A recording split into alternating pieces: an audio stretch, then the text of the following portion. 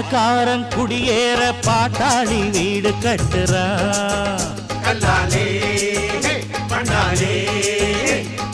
ஆனாலும் அவனுக்கோர் வீடில்ல யாரு கேட்கிறான். பல பேரு தான் உடுத்த நெசவாளி நூல நெய்யறான். அட ஆனாலும் அவன் உடுத்த வேட்டி இல்ல யாரு கேட்கிறான். சம்பளம் வாங்கியது முழுசா வீட்டுல சேர்த்திடுங்க. மத்திய யார் பறிப்பா, பறிச்சா முட்டிய பேத்திடுங்க.